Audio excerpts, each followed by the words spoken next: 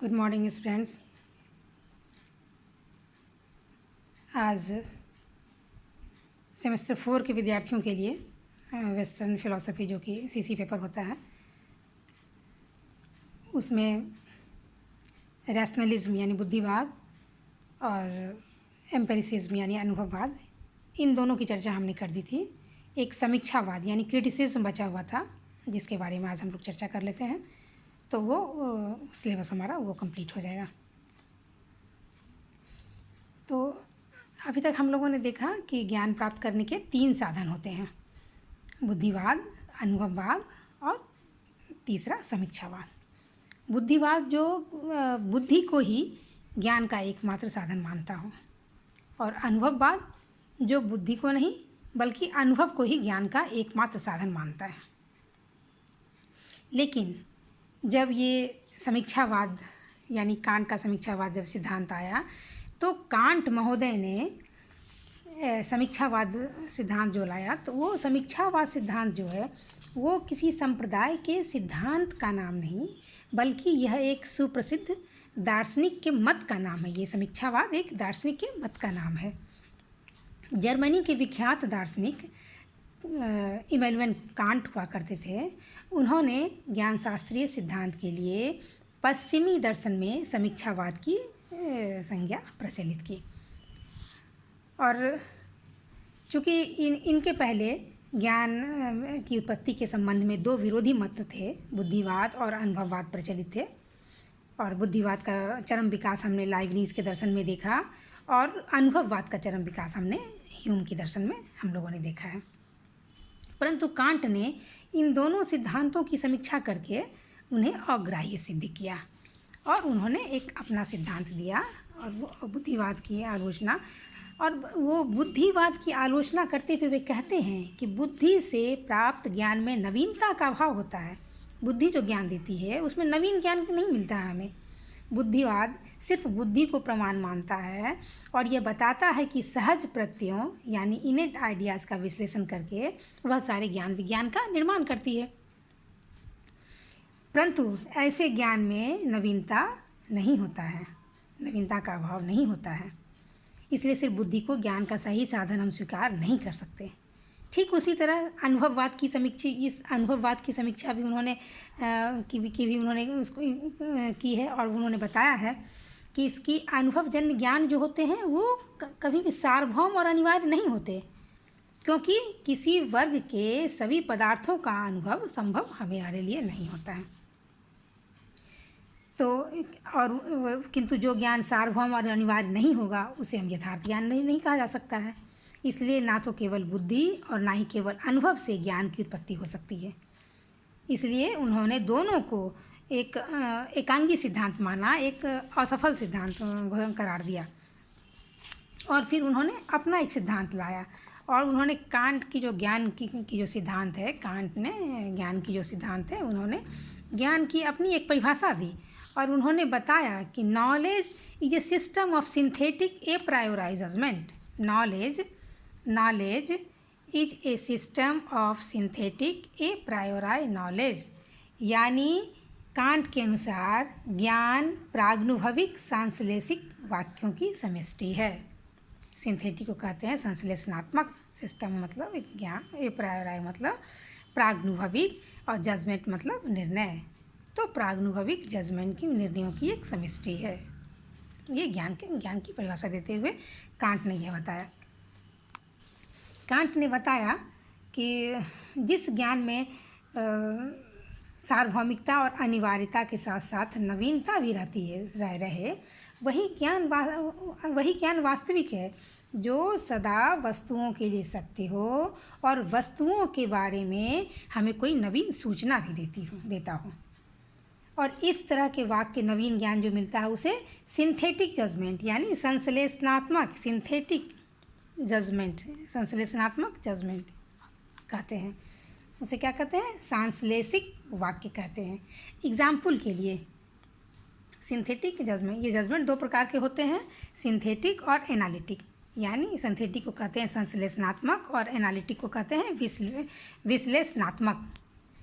ये हो गया विश्लेषणात्मक एनालिटिकल, और ये हो गया संश्लेषणात्मक। ज्ञान में दो जो जिन जिन निर्णयों को मिला के ज्ञान बनता है, ये दो प्रकार के, तो वही इन निर्णयों को सिंथेटिक यानी संश्लेषणात्मक वाक्यों की जो सेमिस्ट्री होती है उससे जो ज्ञान प्राप्त होता है, अनुभव निरपेक्ष ज्ञान को ही हम ज्ञान सही में कहते हैं। तो संश्लेषणात्मक जजमेंट की इसकी विशेषता क्या होती है? संश्लेषणात्मक वाक्य जिसे कहते हैं, इसकी विशेषता यह होती है कि उनका विधेय जो होता है उद्देश्य में निहित नहीं होता है, बल्कि उसके लिए एक नई सूचना देता है। जैसे यदि एग्जाम्पल के लिए हम कह दें कि rose is red, this rose is red, this rose is red, तो ये रोज़ जो है ये विधेय में एक नई सूचना दे रहा है कि यह गुलाब जो है वो लाल है। ठीक है, एक नई जानकारी देता हो, यह एक नवीन ज्ञान देता है। जबकि एनालिटिक वाक्य जो होता है, विश्लेषणात्मक जो वाक्यांश जो होता है, वह हमें नवीन ज्ञान नहीं देता है, नवीन ज्ञान नहीं देता है। जैसे त्रिभुज को जैसे ही कोई बोलेगा तो त्रिभुज का मतलब ये होता है कि वह उसमें 3 रेखाएं होती है, वह 3 रेखाओं से घिरा होता है, तो ये कोई नवीन ज्ञान नहीं देता है। सिंथेटिक ज्ञान जो है वो कोई नवीन ज्ञान हमें नहीं देता है, इसमें कोई नवीनता नहीं होती है। लेकिन एनालिटिक ज्ञान जो है, इससे नवीन ज्ञान की प्राप्ति होती तो होती ही है, साथ ही साथ इसमें सार्वभौमिकता और अनिवार्यता भी होती है, क्योंकि यह अनुभव निरपेक्ष होता है। ये ए प्रायोराय होते हैं, वाक्य भी जो 2 तरह का होता है, ए प्रायोराय और ए पोस्टीरियोराय।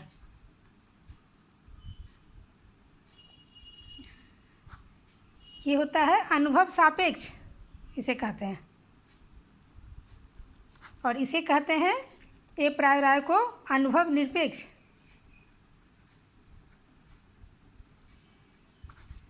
तो सिंथेटिक ज्ञान जो होता है वो ए प्रायोराय होता है, यानी अनुभव निरपेक्ष होता है। जैसे अग्नि, हम उदाहरण के लिए कह दें कि अग्नि उष्णता देती है, तो ऐसे वाक्यों की यह विशेषता होती है कि उनका विधेय उद्देश्य में निहित नहीं रहता, बल्कि उसके विषय में एक नई सूचना देता है। इसलिए ऐसे वाक्यों की स्थापना उद्देश्य के बौद्धिक विश्लेषण से नहीं, बल्कि वस्तु जगत के अनुभव से और उसके वास्तविक निरीक्षण से हो जाती है। और जो सार्वभौमिक, अग्नि में उष्णता सबों के लिए सार्वभौम होता है, ये अनिवार्य भी होता है और सार्वभौम भी होता है। इसमें अनिवार्यता होती है और सार्वभौमिकता होती है, इस ज्ञान की विशेषता होती है। इसीलिए किसी वस्तु को हम अनुभूत करें यानी अनुभव करें और ना भी अनुभव करें, तो भी यह हर एक के लिए के विषय में यह सत्य होता है, क्योंकि अग्नि का उष्णता उत्पन्न करना सिर्फ हमारे देखे गए उदाहरणों से, अनुभूत किए हुए उदाहरण से नहीं होते हैं, बल्कि यह सब के लिए सत्य होते हैं। इसलिए ज्ञान की जो परिभाषा इन्होंने दी है कि ज्ञान संश्लेषणात्मक वाक्यों की सेमिस्ट्री होता है। Knowledge is a system of synthetic a priori judgement, ये इन्होंने कांट के हिसाब से ये ज्ञान की परिभाषा हुई।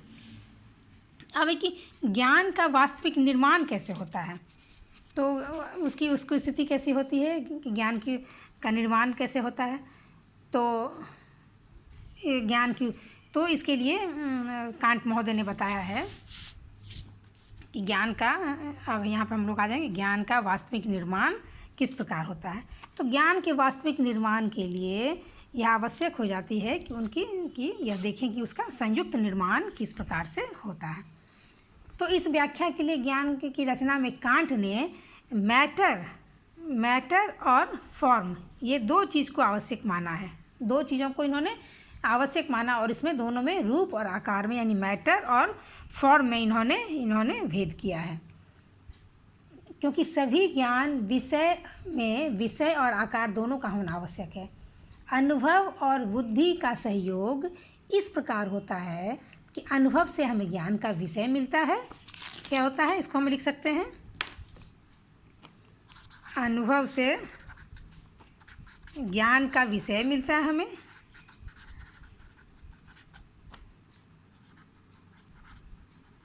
और बुद्धि से क्या मिलता है हमें, आकार मिलता है, फॉर्म, मैटर।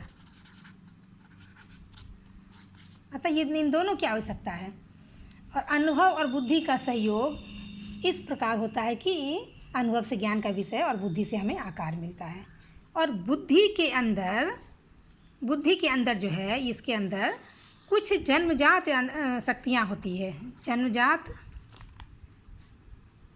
इनेट आइडियाज़ होते हैं। इसके अंतर्गत कुछ जन्मजात अनुभव होते हैं, इनेट आइडिया होती हैं। और इन्हीं अनुभव, जन्मजात अनुभवों को, इनेट आइडियाज को संबंधित करके उसे आकार में परिवर्तित करते हैं, इसे ही संबंधित करके वो आकार में लाती है। ठीक है। अब फिर ये बताते हैं कि इसके अंदर दरअसल जो कोटियाँ होती हैं उसके अंदर विषय और सेंसिबिलिटी, हमारे अंदर एक संवेदन शक्ति होती है और दूसरे को अंडरस्टैंडिंग, सेंसिबिलिटी एंड अंडरस्टैंडिंग। ये दो शक्तियाँ होती हैं किसके अंदर? बुद्धि के अंदर। और इन्हीं दो शक्तियों के आधार पर ये जो है, इन दोनों संवेदन शक्ति का कार्य क्या होता है? विषय को प्रस्तुत करना, और ये विषय संवेदन है। संवेदनों को वो कहीं बाहर से नहीं पाती, बल्कि अपने अंदर से ही उसे उत्पन्न करती है, और उनको ग्रहण करने में वो अंशतः निष्क्रिय और अंशतः सक्रिय भी होती है, पैसिव और एक्टिव दोनों होती है। और संवेदन शक्ति के अंदर फिर जो क्या होते हैं? दो जन्मजात अनुभव निरपेक्ष आकार होते हैं। सेंसिबिलिटी के अंदर स्पेस एंड टाइम, ये दो आकार होते हैं, और इन्हीं सांचों में ढालकर इन्हीं के अंदर संवेदनों को वो इसी स्पेस और टाइम के माध्यम से वो संवेदनों को वो देखती है। जिसे कहते हैं कि आँखों पर हरा चश्मा डाल लेने से सभी चीज़ें हरी दिखती है, उसी तरह संवेदन शक्ति जो है वो दो चश्मे की तरह है, जिनको जो चश्मे हैं, जिसको देश और काल जिन्हें उस रूप अपने हिसाब से वह देखती है, और स्पेस और टाइम से बाहर उससे अलग करके पदार्थ को देखना संभव नहीं है। अब कहता है कि जो मैटर होते हैं, जो अब ये मैटर जो होते हैं, ये मैटर जो हमारे पास जो हो गए, वो मैटर कैसे है? तो मैटर चूँकि कोड़े संवेदन को ज्ञान तो नहीं कहा जा सकता है, वे अपने आप में असंबद्ध रहते हैं, क्योंकि संवेदन शक्ति उन्हें स्वयं, जो सेंसिबिलिटी जो है उन्हें स्वयं इसको आपस में एक दूसरे से संबंध नहीं कर सकती, जोड़ नहीं सकती है। तो ये मैटर जो है वो क्या कहता है? इसलिए ये काम क्या करता है? ये काम बुद्धि करता है। ज्ञान की संज्ञा देने के लिए उन्हें संबंधित करना अनिवार्य है, और यह कार्य बुद्धि करती है। बुद्धि क्या करती है? उन्हें आपस में संबद्ध करती है। इसलिए कांट के अनुसार बुद्धि के अंदर दो शक्ति को वो मानते हैं। बुद्धि के अंदर दो शक्ति होते हैं, एक होता है प्योर अंडरस्टैंडिंग,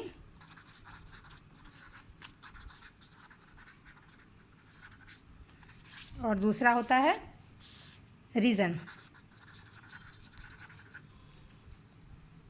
इन्हीं शुद्ध बुद्धि संवेदनों से ये निर्णय बनते हैं, और निर्णय बनाने के अंदर उसके अंदर जो कुछ जन्मजात शक्तियाँ होती है, जो ए प्रायोरिटी कैटेगरीज जो होते हैं, वे जिनके द्वारा संवेदनों को भिन्न भिन्न रूप में वह संबंधित करती है, और उसके अंदर वो कोटियाँ जो है वो कहीं बाहर से नहीं आती, बल्कि उसके अंदर से ही आती है।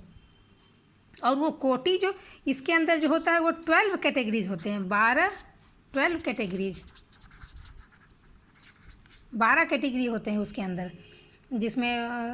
जिसका होता है संपूर्णता, अनेकता, एकता, भाव, अभाव, सीमित भाव, फिर द्रव्य गुण भाव, कार्य कारण भाव, और संभावना, वास्तविकता आदि, ये सब ये 12 कारण होते हैं। यानी 12 प्रकार के संबंध या सांचे हैं जिनमें संवेदनों को ढालकर हमें उनको यह निर्णय निकालते हैं कि जैसे अग्नि उष्णता का कारण है, या अग्नि और उष्णता के बीच जो संवेदन शक्ति जो प्राप्त होते हैं, वो सब इन्हीं संवेदनों 12 कैटेगरीज, इन्हीं सांचे में 12 कैटेगरीज के आधार पर इसी संवेदनों में डालकर तब ये निर्णय हमें फिर ये हमें निर्णय प्राप्त होते हैं। इस प्रकार विभिन्न कोटियों के प्रयोग से, जो 12 कैटेगरी होते हैं, उन्हीं कोटियों के प्रयोग से फिर वाक्य बनते हैं, निर्णय होते हैं, और निर्णय जो उसको वाक्य के रूप में हम देते हैं, वाक्य के रूप में हम प्रकट करते हैं। ये हो गया। अब इसके बाद आता है आलोचना, क्रिटिसिज्म।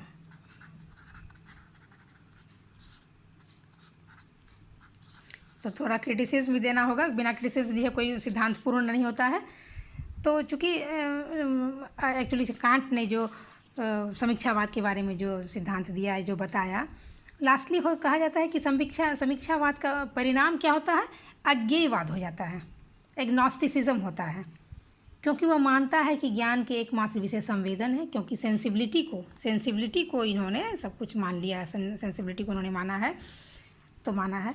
तो संवेदन अपने आप में देश काल के बाहर है, और किंतु संवेदन शक्ति उन्हें देश काल के माध्यम से ग्रहण करती है।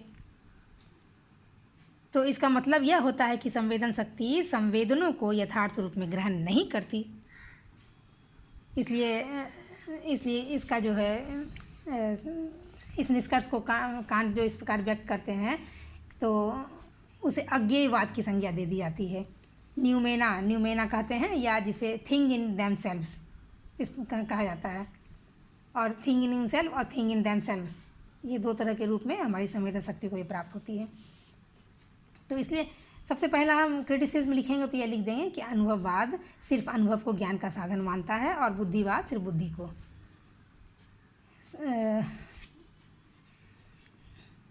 लेकिन समीक्षावाद ने इन दोनों को की एकांगिकता को अलग अस्वीकार करके बल्कि दोनों को एक साथ आपस में मिलाया। फिर भी इनकी सिद्धांत में भी त्रुटियां पाई गई, और वहाँ बोला गया कि कांट गलत हैं।